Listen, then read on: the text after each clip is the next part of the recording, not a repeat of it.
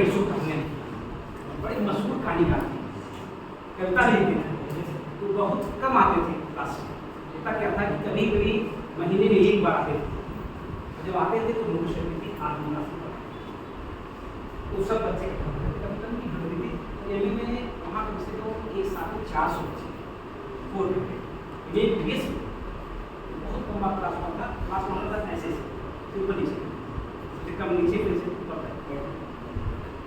तो आगे भी इसमें सर पहले और मेज पर ऐसे अपना जुड़ा रखें। अगली बार कहते क्या है, अच्छा ये बताइए आप लोगों में से कितनों ने कुरान पढ़ा है? गलत सब कई महीनों बाद क्लास हुआ एक क्लास और उन्होंने कहा कितने लोगों ने पढ़ा है कुरान? अब सब बच्चे पढ़ेगा आपको जरूर नहीं, कोई नहीं पढ़ा था तो भाई पढ़ा जाए भाई। तो उन्होंने कहा कि कितने लोगों ने पढ़ा है, सब चुप बच्चे हो गए। क्या लीजिएगा प्लीज, चुप हो गए। जैसे चुप हो गए तुरंत बोले नहीं, अपना झोला उठाए चुपचाप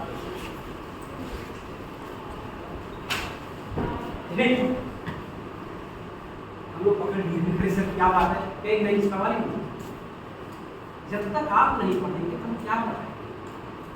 बहुत जरूरी होता है जो चीज पढ़ाई जा रही है थोड़ा बहुत आप एक तब आपको अच्छा लगेगा कि सर क्या बता रहे थे क्या चीज है थोड़ा डिफरेंस। तो इसलिए वो तुरंत हो फिर पकड़ के लाए नहीं होगा जब तक आपका कुरान कहानी की तरह से पढ़ते हैं। हम लोगों ने कहा सर समय दे दीजिए भाई, उन्होंने समय दिया 3 डेज ताकि 3 दिन बाद क्लास में होगा इतना हमारे साथ उन्होंने कहानी नहीं कहा। उन्होंने क्या कहा मैं इसके लिए पढ़ा रहा हूँ तो आश्चर्य होगा, मुझे पढ़ाते हुए 35 साल 3 हॉस्पिटल पढ़ा हमने और 35-30 साल पढ़ाते किया। जब मैं क्लास में गया तब कुरान पढ़ते हैं। सोचो से जो आदमी 30 साल से पढ़ा कुरान को उसको पढ़ना कभी भी क्लास में जाने पे एक बार देखना जरूर पड़ता है कि आज क्या बच्चों को पढ़ाना है, उसमें कहीं कुछ गलत बड़ी जिम्मेदारी और जो सब नहीं करते फिर वो ठीक से पढ़ाते। तो यही मैं इसलिए कहा कि एक काल थोड़ा सा डिफिकल्ट है। अच्छा हर काल हर एक बच्चे को कौन सा काल अच्छा लगता है सबके रुचि होती है। जैसे भी आप लोग पढ़ रहे हैं कुछ जब बड़े होंगे तो मान लो कविता आपको अच्छे लगते हैं, मुझे जोशी अच्छे लगते हैं, जैसे अलग अलग कवि होते हैं सबको अच्छे लगते हैं। और काल ये अच्छा लगता है कि भक्ति काल कौन किस काल का मर्मज्ञ है कौन जानता है। हर एक बच्चे का अपना अपना रुचि। मेरी रुचि कभी नहीं किताब नहीं पता नहीं जब भी पढ़ता था तो उसको तो रेलवे में नंबर भी जल्दी पढ़ता था कम पढ़ता।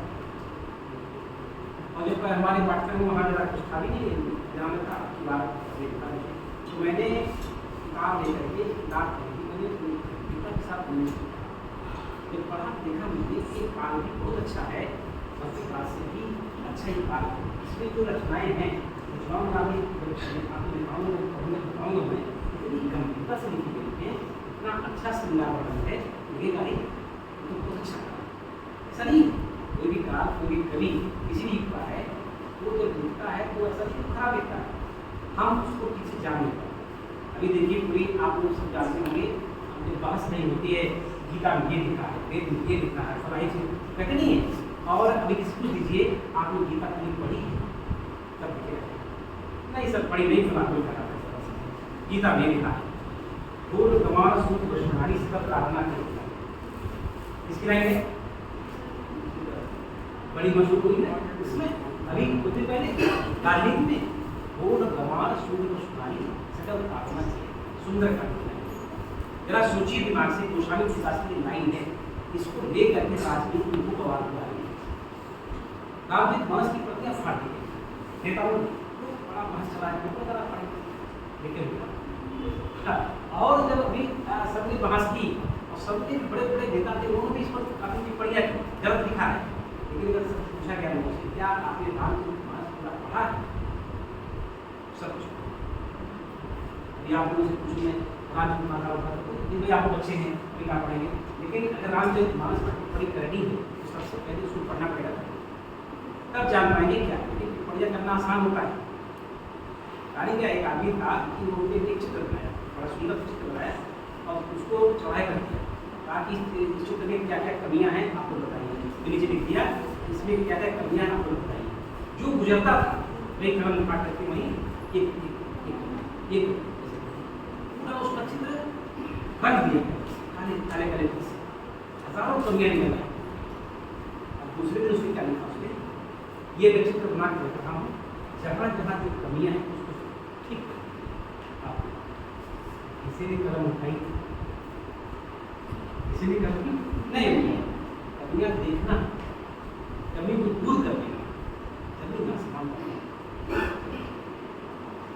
तो कमियां आजकल समाज में जरूर लोग देखते हैं, झगड़ ही नहीं सकता। तो ऐसा नहीं कोई भी काल सबका अच्छे डिसाइड थे। आज हम चर्चा करेंगे रीत काल में सबसे पहले जो सबसे महत्वपूर्ण बात है, रीत का क्या अर्थ होता है। चर्चा मैंने डिक्लेयर किया है, आप नोट लीजिए रीत का क्या अर्थ होता है। सबसे पहले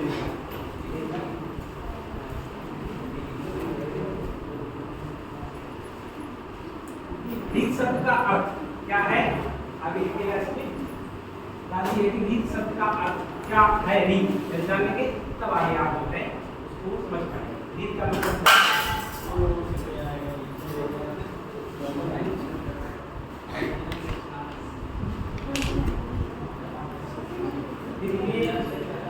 रीति शब्द का अर्थ है परंपरा, ट्रेडिशन, परिपाटी, पद्धति, मार्ग शैली, तौर तरीका, नियम, रिवाज या देखिए कितने सारे इसके अर्थ हैं, बड़े सीधे अर्थ हैं। परंपरा है, परिपाटी है, पद्धति है, मार्ग शैली है, तौर तरीका है, नियम है, रिवाज या रीत का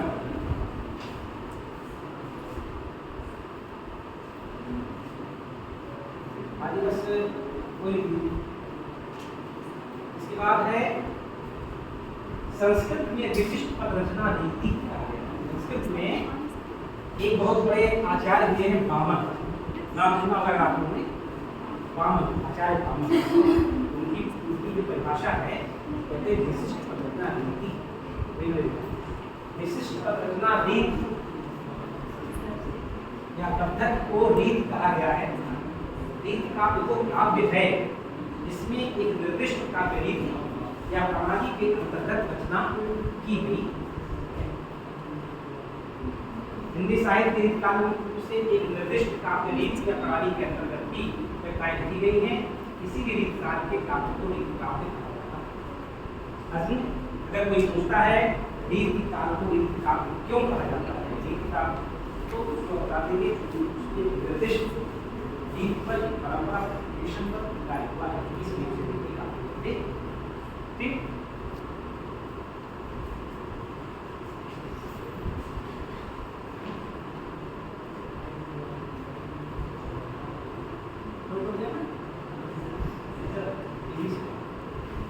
आप लोग सब यूज करते होंगे, भाई उनकी रीत ऐसी है, वैसे काम करते हैं। रीत माने परंपरा, ट्रेडिशन, इसे आप समझ सकते हैं। ठीक,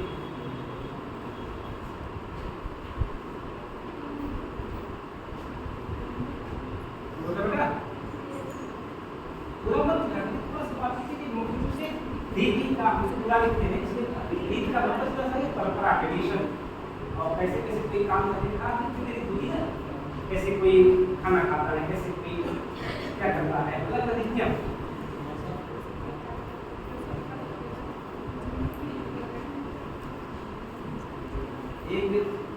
एक साथ साथ में बातें कुछ होती रहती है तो उसका पूरी होती है। हम लोग जो पढ़ते थे तो वहाँ एक लड़का था, हमेशा पता नहीं कहाँ है, तो पहले तो मोबाइल मिले, किसी के मोबाइल में किए थे। तो सुबह की बात है, खाना जो खाता था वो बैठे थे मेरे साथ में, तो उसको खाना खाने लगते थे उसकी लोग एक हाँ अजीब में खाना खाता था। अजीब कुछ स्टाइल है, उसकी रीति है। और एक उसी लिए था वो खाता था 2 मिनट, कोई इंटरेस्ट नहीं, कोई वो नहीं, ज़्यादा नहीं, तुरंत खाना सामने पहुँचा, बड़े प्यार से खाते हैं, समय से खा लेते हैं, और कुछ लोग जल्दी करते हैं नहीं खाने होते हैं, क्या खाता है ये गणित अपना लगा है, कैसे कोई सोता है, कैसे कोई क्या करता है, अलग तरीके को कहते हैं, उसी को कहते हैं रीत। आगे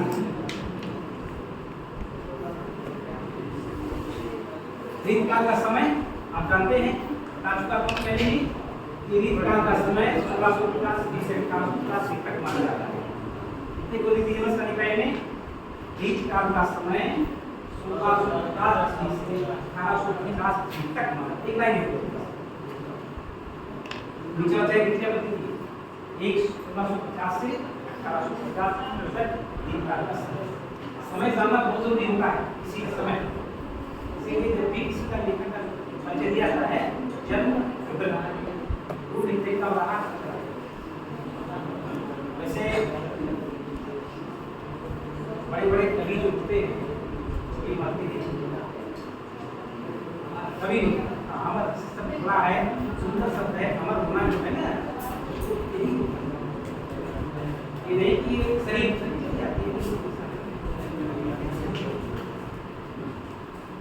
ठीक 1650 से 1850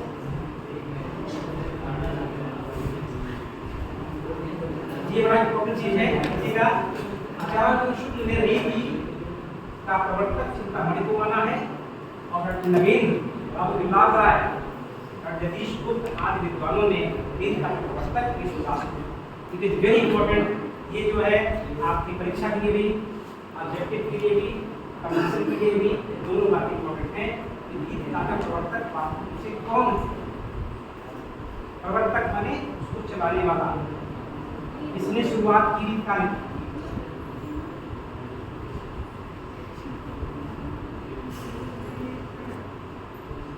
दो नाम आते हैं चिंतामणि का और केशवदास।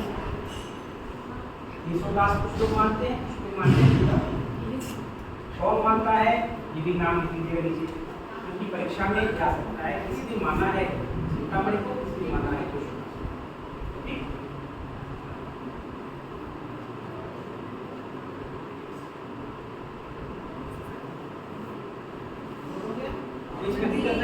अब केवल जानना है कि रीत काल में जो चिंतामणि थे इनका क्या समय है और रीत काल में जो केशवदास थे इनका क्या समय है, किस समय ये पैदा हुए थे और किस समय इनका मृत्यु हुई। इससे आइडिया मिल जाएगी कि रीत काल की शुरुआत कैसे हुई और क्यों माना गया, उनको क्यों माना गया। देखिए ये सब पूरा लिखिए, रीत का सब पढ़ने से आपको पढ़ते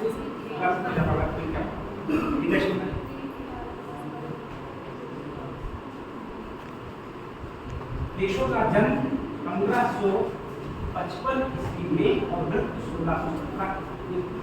अगर देखिए इनका जन्म और मृत्यु का जो समय है उस समय को ध्यान दीजिए और इनका समय को ध्यान दीजिए, मिलाइए उसी बारे में 1650 में शुरू हो रहा है ना, उसी बीच में नहीं है, टाइम बिल्कुल वही है भाई। तो जब पैदा हुई तुरंत पता कर दिए होंगे आप से उनका प्रभाव का बाद मिला जान। देखिए क्यों आगे लिखा देखिए, अगर समय देखा जाए समय के बाहर जा रही है, भक्ति काल की में जा रही है। भक्ति काल का युग था जिस समय की जन्म और मृत्यु का जो है ये वास्तव भक्ति काल का है, लेकिन इनको माना जाता है रीत काल। क्यों? केशव का समय भक्ति काल का समय है लिखा मैंने, लेकिन उनके काल की जो छंदों की विविधता, अलंकारों की बहुलता, उन चमत्कार देता है, उससे उन्हें रीत साहित्य की रखा जाता। बस उनके लिटरेचर की जो वैशिष्ट वो वास्तव में रीत था, इसलिए जबकि उनका समय भक्ति का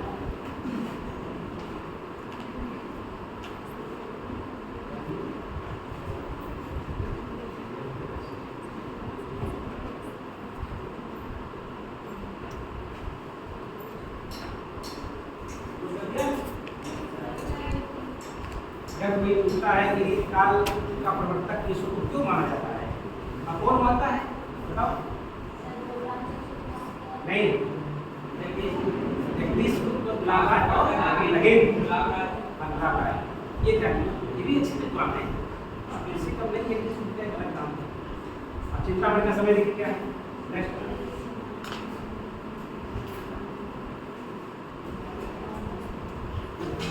केशव का महत्व क्या है, क्यों माना जाता है, आगे लिखा है केशव का महत्व इस बात में है कि उन्होंने पहली बार संस्कृत साहित्य शास्त्र में निरूपित काव्यालों पर हिंदी में विचार किया। इसके पूर्व किसी भी आचार्य ने काव्य के समस्त अंगों पर एक साथ विचार नहीं किया, इसीलिए उन्हें अनुष्ठुप हिंदी साहित्य। जरा सोचिए, संस्कृत को हिंदी में लिखने का पता करो, संस्कृत के काव्यालों हिंदी में लिखने का पता क्या है, इंग्लिश बात करती है, ऐसा करते हैं, ये इम्पोर्टेंट है।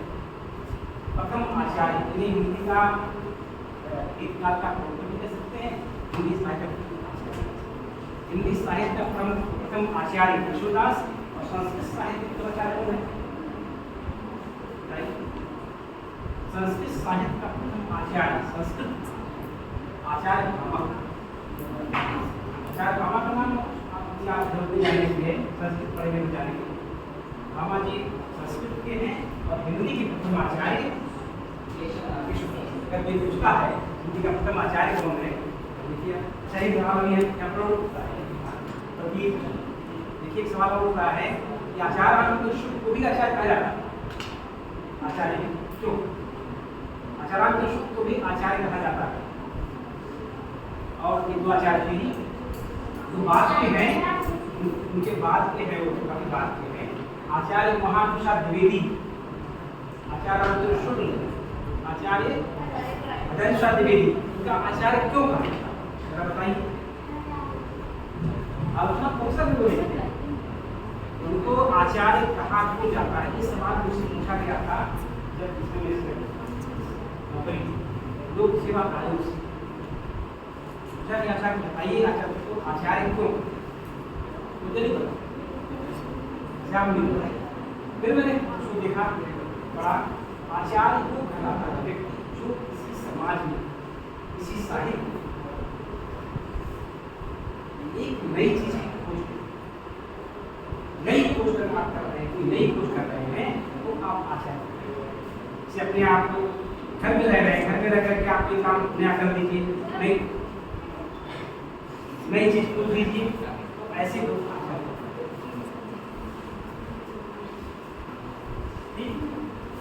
हो गया, बैठ जाइए, समय से आने की प्रयास करो बेटा।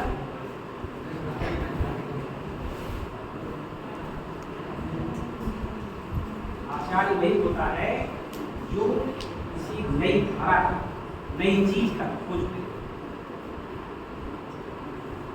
खोज वही करता है जो चिंतन करता है, रोज कुछ ही कुछ नई बातें, अपने आप कुछ नई खोज करिए। घर में जब कुछ काम करिए, दूसरे काम होते हैं उसको अलग ढंग से करने का सोचिए, ऐसे करते और अच्छा करते, ऐसे करते और अच्छा नहीं। घर में कुछ लोग होते हैं रोज कुछ नया नया करते रहते हैं।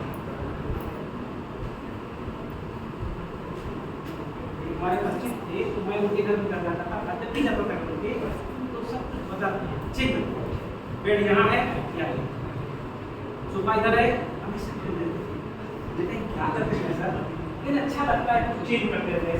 तो सर एक हमेशा क्या इधर कुछ की नहीं है, फिर गया मैं एक सर थोड़ा सा बदलते रहते हैं, तो कहीं जाइए एकदम मुझे बना चेंज होना जरूरी, परिवर्तन का नियम। आगे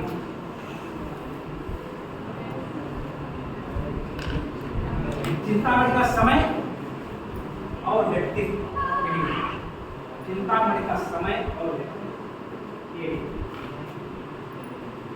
चिंतामणि का समय है 1600 ईस्वी से 1685 ईस्वी के आसपास माना जाता है, कन्फर्म नहीं है, ये माना जाता है 1685 ईस्वी के आसपास जाता है। अब यहाँ देखिए वास्तव में अगर देखा जाए चिंतामणि ही सही मायने में दीर्घकालिक आचार्य हो सकते हैं एकदम। ये 1685 तक रहे हैं, और 1650 से शुरू हुआ। ये थोड़ा ज़्यादा कन्फर्म उनका है, इसीलिए राजदर्शकों ने इनको माना। येसुदास अलंकारवादी आचार्य थे और चिंतामणि रसवादी थे। देखिए दो अलग अलग होते। चिंतामणि रसवादी आचार्य, रसवादी माने क्या होता है? और रसवादी होने के कारण उनकी कविता में श्रृंगार, वीर, वात्सल्य एवं भक्ति रसों का सम्यक परिपाक लिखा है। ठीक, इसको ध्यान से समझ लीजिएगा। चिंतामणि के बारे में, चिंतामणि एक काल के रहे तक, इसलिए उनके बारे में जरूरी है कि उनका व्यक्तित्व कैसा था, किस प्रकार का।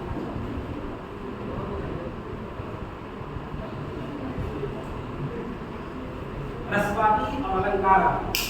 अलंकारवादी का मतलब होता है जो अलंकार को ही सबसे प्रमुख माने कविता, और रसवादी का मतलब होता है रस। वास्तव में कविता में रस अगर नहीं है, अलंकार खड़ा है, तो कविता अच्छी नहीं मानी। कविता अच्छी वही होगी इसमें पूरी रस। रस का मतलब क्या होता है? रस का मतलब क्या होता है? रस का मतलब ये नहीं होता कोई जैसे आप रस पीते हो, नहीं। जब कोई कविता आप पढ़िए और पढ़ने के बाद आप अपने आप को भूल जाइए। क्या नाम है? मानसी जी। आप जब ये भूल जाइए कि हम मानसी थे, तो समझ लीजिए कविता में रस है। बात ध्यान जो कहा वो ध्यान दीजिए। अगर आपको याद आ रहा है कि हम मणि सिंह है, हम एपी सिंह है, देखा कविता पढ़ने के बाद जब ये पढ़िए तो सब भूल जाइएगा कि हम कौन है, तब समझिए कविता में रस। कविता में वास्तव ये मिलता है जब उसमें आप ठीक थोड़ा सा देखिए।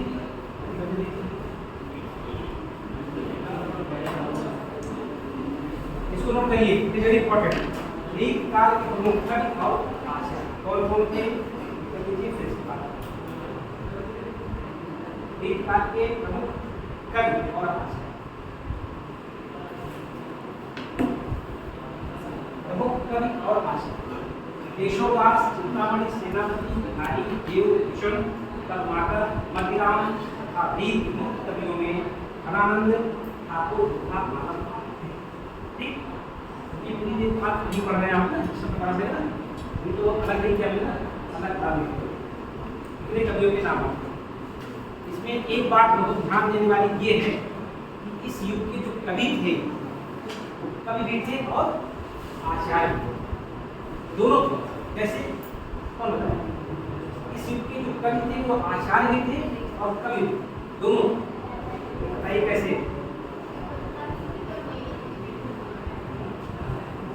दोनों काम करते थे, एक ही साथ करते थे।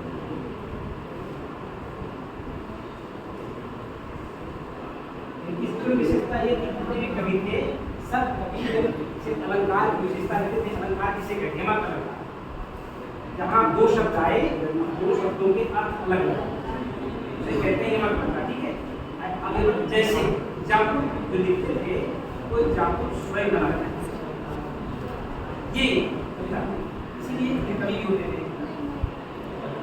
स्वयं बनाना कभी होता क्या है कि कुछ बच्चे बनाते हैं, तो आपको कोई जाकुट देना हो तो आप स्वयं बना सकते हैं। जरूरी नहीं कि आप किसी दुकान का जरूरी है दीजिए। तो ये सारे कवि जो थे, केशव, चिंतामणि, सेनापति, सभी लोग जो अलंकारों की विशेषताएं होती थी, भाषाएं होती थी, उसको देखने के बाद उसके कारण की रूप में कविता शुरू की।